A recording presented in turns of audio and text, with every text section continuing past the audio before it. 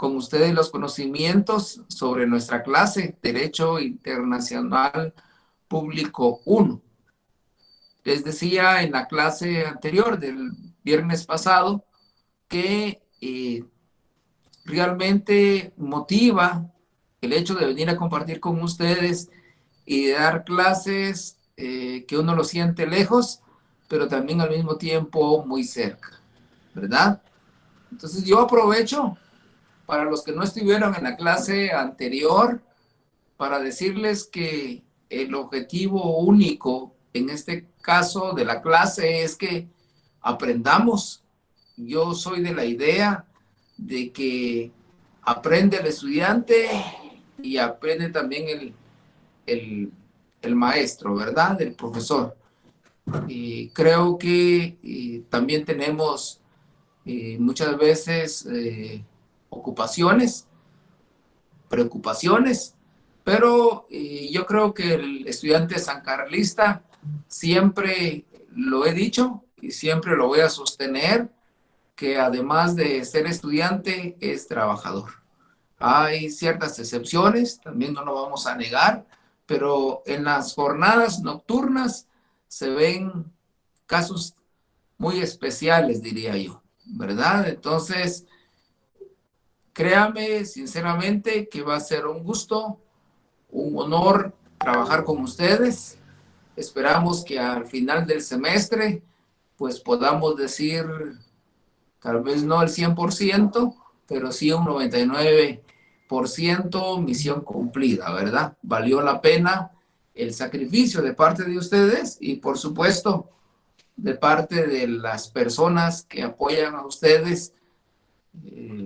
Entiéndanse, papá, mamá, otros que tienen la dicha que tienen papá y mamá, hermanos mayores, una esposa, el esposo, el conviviente, la conviviente, la amiga, el amigo, los amigos, las amigas, etcétera, etcétera, ¿verdad? Así que yo espero que vamos a aprovechar estos minutos de clases para decirles que en horario de los días nos toca en la segunda clase, ¿verdad? Yo sé que usted ya sabía. Esta es nuestra primera clase de día lunes. Una rama del derecho que tenía como objetivo el conjunto de normas para lograr la paz de los estados, o sea, la interrelación entre los estados. Eso era el derecho internacional público. Posteriormente fue cambiando, nuestro derecho es cambiante y actualmente ya hay un concepto más amplio donde indica claramente que ahora el derecho internacional público es el conjunto de normas, de principios que estudian la interrelación entre los estados, entre los entes internacionales, entre los entes y los estados, y por supuesto, estudia lo que es la comunidad internacional. O sea, en otras palabras, ese derecho internacional ahora ya no es muy restringido, ahora es bastante amplio. Lógicamente ya vamos a ir viendo, compañeros, a manera que vamos desarrollando los temas, vamos a ir comprendiendo cada uno de los elementos. Pero, por favor, y aquí sí quisiera que tomaran en cuenta. En los exámenes no vamos a preguntar, mire, explique un concepto de tal autor. Explique cada uno de los elementos, etcétera, etcétera. O, como decían los compañeros, no va a venir un falso y verdadero. Realmente soy del criterio, compañeros, que ustedes se están formando como futuros abogados, futuros notarios, futuros profesionales del derecho, y necesitamos, lógicamente, administrarles esos conocimientos para que ustedes puedan ir razonando. Hay que recordar que el derecho, en el derecho se razona, en el derecho se argumenta, en el derecho se estudia, el derecho se aprende razonando. Entonces, compañeros, ese es el recordatorio que yo les doy sobre el concepto, y luego estuvimos hablando sobre las ciencias. Como punto 2, las ciencias que han desarrollado el derecho internacional, y mencionamos varias ciencias. Recuerdo que mencioné el derecho constitucional, el derecho administrativo, el derecho mercantil. También mencioné el derecho penal, el derecho civil, el derecho, la sociología, la economía y otras ciencias, en este caso que estuvimos hablando, que han contribuido a desarrollar lo que es el derecho internacional público. Ahora quiero agotar el punto de las denominaciones que ha tenido el derecho internacional público. Quiero comenzar diciéndoles que el derecho internacional público al principio se aplicaba entre los estados. Y en este caso se originó lo que es la Corte Internacional de Justicia. Ha utilizado indistintamente los términos, óigase bien, como derecho internacional, sería un primer término, como el derecho de gentes, un segundo término, y como una ley de naciones. O sea, en otras palabras, para los que apuntan, tenemos tres términos por los cuales se conocía nuestro derecho internacional público. Repito, como derecho internacional, como derecho de gentes y como la ley de naciones. Ahora bien,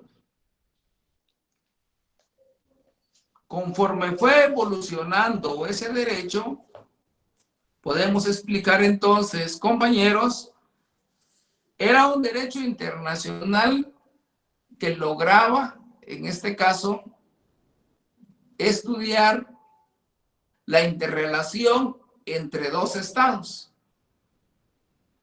Por eso se llamaba derecho internacional. Pero conforme fue evolucionando, ese concepto se fue ampliando. Ahora podemos hablar, o posteriormente se fue ampliando como un derecho de gentes.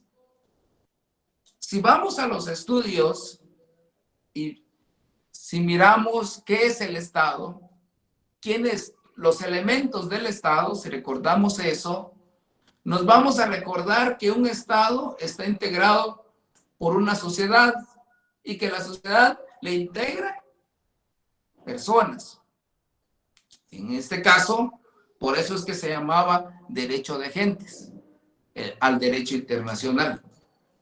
Y finalmente se aplicó como la ley de las naciones, una ley que regula o que regulaba en ese tiempo lo que es la ley aplicable para cada nación o la interrelación entre las naciones. Así fue como conocimos lo que es nuestro derecho internacional público o el derecho internacional público. Ahora bien, posteriormente, podemos hablar entonces de un derecho internacional público y un derecho nacional. Aquí sí quisiera, por favor, si tuvieran alguna duda, algún comentario, pues nos podría ir ayudando para ir aclarando conceptos. Si vemos nuestra Constitución Política de la República de Guatemala, en su artículo 46, por favor. Vamos a pedirle aquí a algún compañero que nos lea el artículo 46.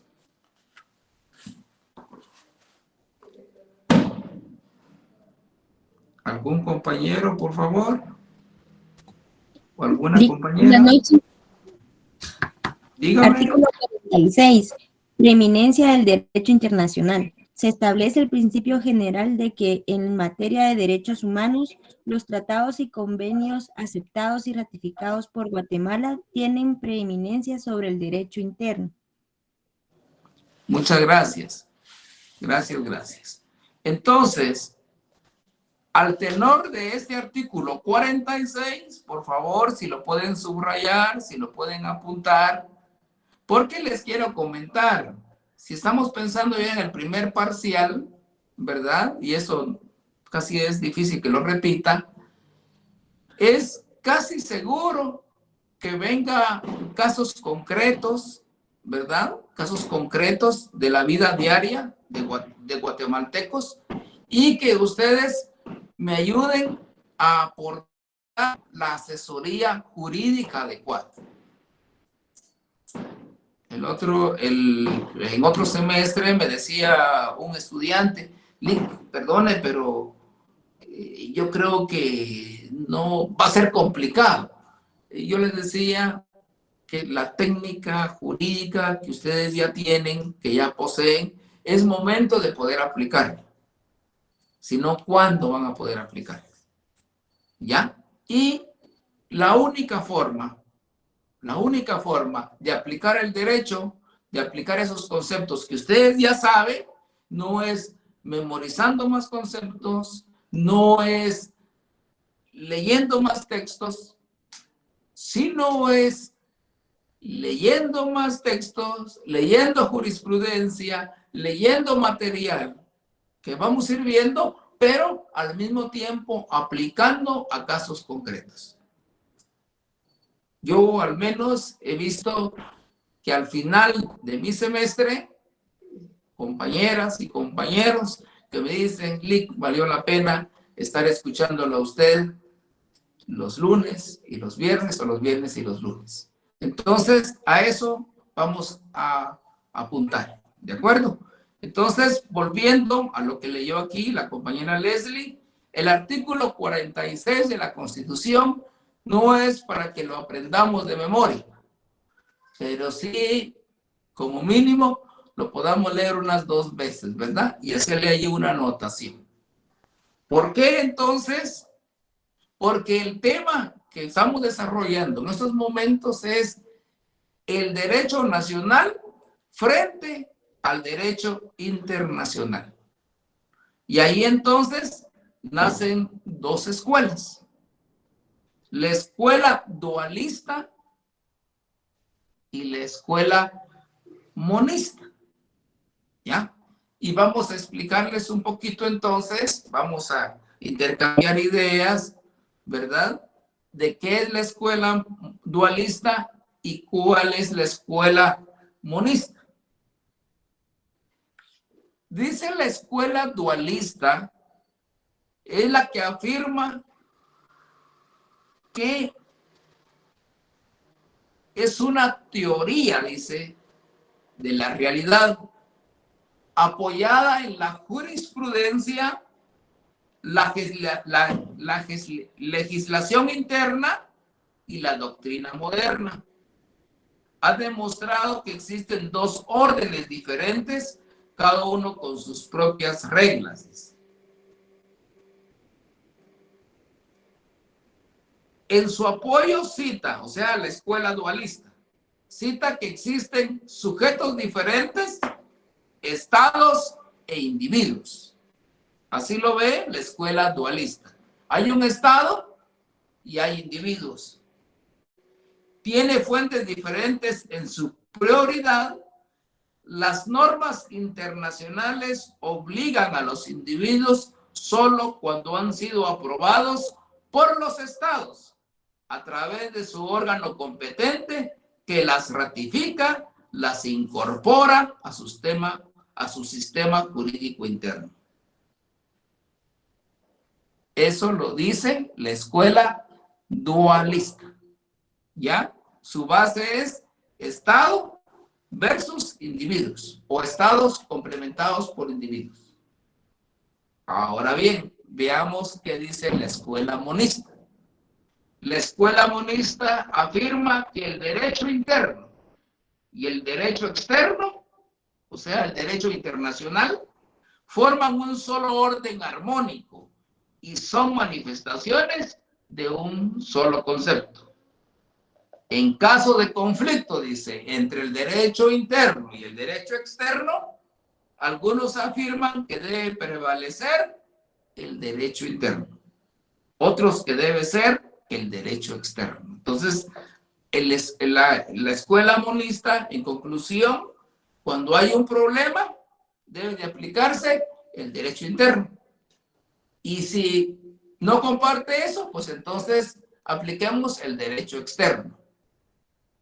Ahora bien, óigase bien, para efectos de estudio y en la vida real,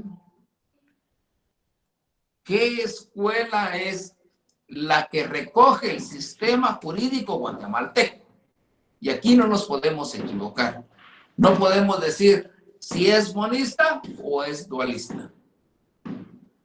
Aquí va la respuesta.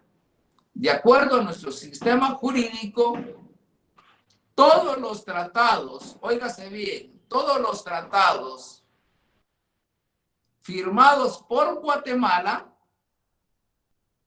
antes deben ser ratificados por el Congreso de la República de Guatemala. Y ese procedimiento, compañeros, nos lleva a la conclusión que el sistema de Guatemala acepta, el sistema jurídico guatemalteco acepta lo que dice o la teoría de la escuela dualista. ¿Estamos? Por favor, entonces, no sé si quedó claro esta parte, si no la vuelvo a explicar, pero la idea principal, les decía en una clase a los compañeros, es, varios dicen, yo me inclino por derecho penal, yo voy a ser penalista, yo voy a ser civilista, yo solo el notariado, yo solo el derecho administrativo, yo solo el derecho laboral, etcétera, etcétera. Pero al terminar la clase, yo quisiera escuchar de 3, de 4, de 5 personas que me digan, licenciado, yo voy a inclinarme al derecho internacional. De acuerdo a lo que usted ha explicado, entiendo entonces que es esto, esto y esto y esto. Y me argumenta. Esa es la motivación. O sea, no es que estemos quitando del camino a nuestros penalistas o a nuestros civilistas. Lo importante es que puedan ustedes al final de la clase decir, bueno, el derecho internacional público también es interesante. Me gusta ese derecho internacional. Y lo importante es, como vuelvo a repetir, es que ustedes ya tienen ese conocimiento. Ya tienen ese conocimiento y solo es de aplicarlo, ¿verdad? Y al final, pues vamos a comprender que no nos ponemos de acuerdo y eso es bueno. Pero lo importante es que comprendamos y que podamos saber la teoría y poder aplicarla a los casos concretos. ¿Hay alguna pregunta, compañeros? Aló, los escucho. De mi parte no, Lic. Gracias. Gracias, licenciado. No, por mi parte también no hay ninguna pregunta. Gracias. Yo solo quiero compartirles lo que le decía a otros compañeros. Cuando me dicen que todo quedó claro, tengo mis dudas. Les soy sincero, tengo mis dudas. Pero cuando me dicen quedó claro un 50%, me doy por satisfecho. Yo sé y reconozco que tengo mis defectos como todo ser humano, pero trato de ir avanzando el programa con el objeto de que ustedes vayan recibiendo como píldoras los pocos conocimientos que uno pueda ir interrelacionando como estudiantes, ¿verdad? Se me olvidaba decirles, ¿verdad? Que cualquier duda, cualquier pregunta que ustedes quieran hacerlo fuera de clase, pues lo pueden hacer, ¿verdad? Les quiero comentar que gracias a la oportunidad que nos ha dado la facultad, pues hemos examinado a otros compañeros en el tema del privado, ¿verdad? Llevamos ya 3 años de examinar privados. Les quiero comentar que no hay estudiantes malos para estudiar Derecho. Si ustedes no les hubiera gustado la carrera de Derecho, en el segundo semestre se hubieran ido a otra facultad. Pero como les gusta, como encontraron el sabor del Derecho, están ahí en el 9º semestre. Y están a un paso, compañeros, de cerrar la carrera. Les quiero comentar, si ustedes pudieran regresar esa memoria, es seguro que hace 5 años cuando iniciaron la carrera eran varios, pero por X circunstancia, unos ya no están, otros vienen en otro semestre un poquito rezagados, y así es la vida, ¿ya?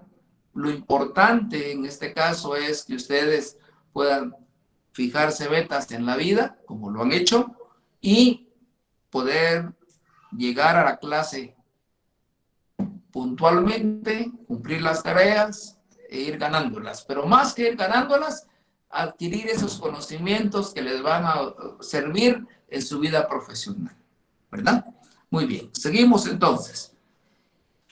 Y para saber ese procedimiento, por favor apunten, nos vamos al artículo 171 de nuestra Constitución Política, donde vamos a saber qué escuela, como ya lo dijimos.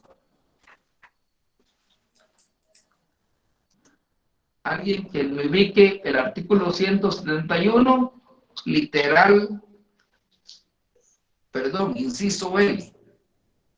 171, inciso L. ¿Qué inciso, Lick? Disculpe. Inciso L. L. L. Casi es la, porque creo que solo llega hasta la M. L. Ajá. Aprobar antes de su ratificación los tratados, convenios o cualquier arreglo internacional cuando afecten a leyes vigentes para las que esta Constitución requiere la misma mayoría de votos. Hasta ahí, compañero. Muy bien. Ahí estamos. Por favor, para los que apuntan y para los que tienen la Constitución, pues hagan ahí la anotación, ¿verdad? Quiero decirles, compañeros, que si ya tenían una Constitución, por favor, sigan utilizando esa Constitución. No nos equivoquemos o no hagamos lo que yo hice.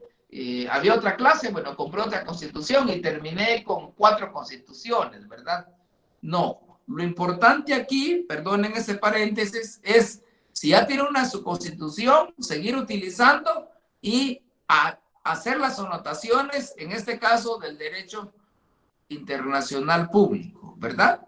Ya la compañera, gracias compañera, nos leyó del artículo 171, que se refiere a otras atribuciones del Congreso y corresponde también al Congreso, 2 puntos, y luego el inciso L, como ella claramente lo dijo, aprobar antes de su ratificación los tratados, los convenios o cualquier arreglo internacional. ¿Cuándo? Y luego hay 5 incisos y ella nos hizo favor de leer el primer inciso, que dice: afecten a leyes vigentes para las que esta Constitución requiera la misma mayoría de votos. ¿Ya? Y luego hay varios incisos. ¿Qué persigo yo entonces como catedrático del curso?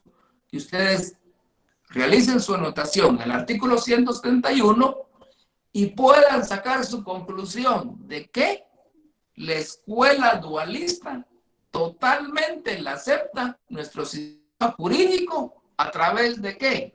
Del artículo 171, literal L. ¿Por qué? Porque ahí dice claramente que debe aprobar el Congreso todo y debe, antes de su ratificación, los tratados, los convenios o cualquier arreglo internacional. ¿Cuándo? Y ahí están los incisos, ¿verdad? ¿Estamos claros, compañeros? ¿Creen que ya pueden empezar ahí a ver los casitos y empezar a resolver? Compañeros.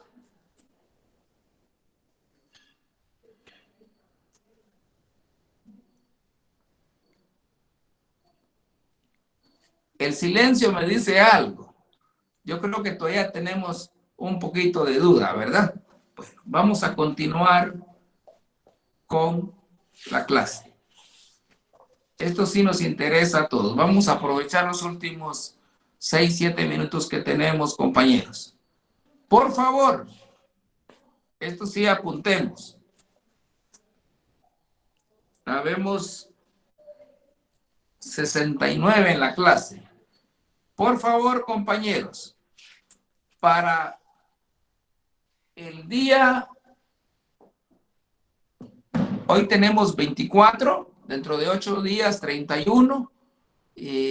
¿Saben ustedes ese día qué relación tiene la San Carlos con esa fecha 31? Solo uno que me diga.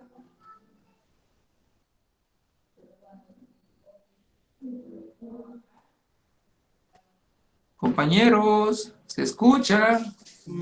Aniversario de la Universidad de Fundación. Cabal. Gracias, compañero.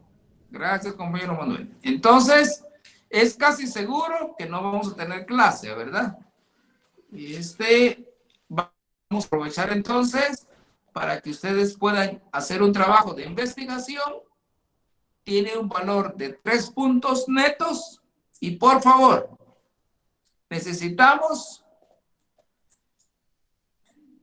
no una carátula, sino en la primera hoja, arriba, Universidad de San Carlos de Guatemala, Facultad de Ciencias Jurídicas y Sociales, Derecho Internacional Público 1, que llevamos 3, el nombre de ustedes y por favor su número de carnet.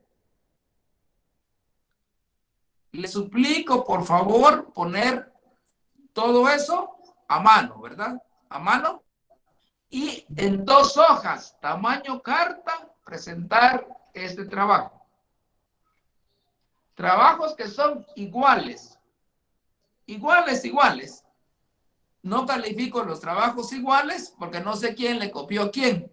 Entonces, para evitar, por favor, se pueden dar copia, pero al menos cámbienle siquiera las conclusiones. Vuelvo a repetir. Hacen el encabezado, no me hacen carátula, presentan en 2 hojas tamaño carta el contenido del trabajo y una tercera hoja que necesito 3 conclusiones. Las conclusiones son relacionadas al tema que vamos a dejar. El tema que vamos a dejar en esta oportunidad es la evolución histórica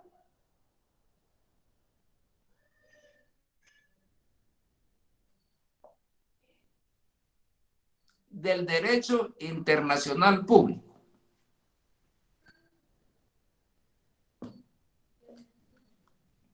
Vamos a investigar, compañeros,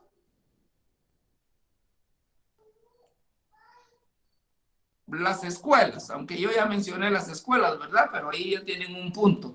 Ya ustedes, las escuelas, ¿cómo se dio el derecho internacional en la antigüedad y en la Edad Media? Llevamos 2.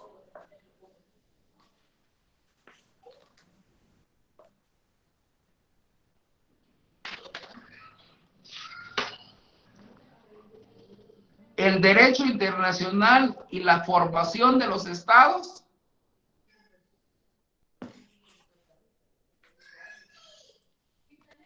Punto 4, ¿cómo se dio o cómo tuvo su injerencia? Disculpe, Dígame, Andrea. ¿podría repetir el número 3, el del derecho internacional? Vale, voy a volver a repetir, compañera, no tenga pena. Voy a volver a repetir y gracias por interrumpir. Muy bien. El tema central es la evolución histórica, ¿verdad?, del derecho internacional público. Subtema 1, o sea, el tema que van a investigar, las escuelas que desarrollan el derecho internacional público, ¿verdad? Usted ya lo sabe. Luego, ¿cómo se dio el derecho internacional público en la antigüedad y en la Edad Media? ¿Ya? Punto 3. ¿Cómo se da el derecho internacional público en la formación de los estados? O sea, ¿cómo se crearon los estados? ¿Ya? Punto 4. ¿Cómo se da el derecho internacional o cómo coadyuva la Revolución Francesa con el derecho internacional? Punto 5. El derecho internacional y las guerras mundiales. Recuerden que hubo una primera guerra, una segunda guerra, etcétera, etcétera. ¿Estamos ahí? Recapitulando entonces, compañeros, para que no nos perdamos. Y aquí terminamos la clase del día de hoy. Trabajo para entregar no sería dentro de 8 días, sino para entregarlo el día 4 de febrero. Debe presentarse en 3 hojas, tamaño carta, a manuscrito. Vamos a fijar un lugar en la antigua para que ahí pueda entregarse el trabajo. Vamos a dejar un día de 8 a 5 de la tarde, por decirle algo, para poder recibir ese día los trabajos. ¿Ya? Si acaso, de una vez aclaramos, hubiese algún compañero, alguna compañera, que por X circunstancia no lo puede dejar físicamente, pues entonces le damos la opción que lo pueda subir a un correo y podamos ahí calificarle el trabajo, ¿verdad?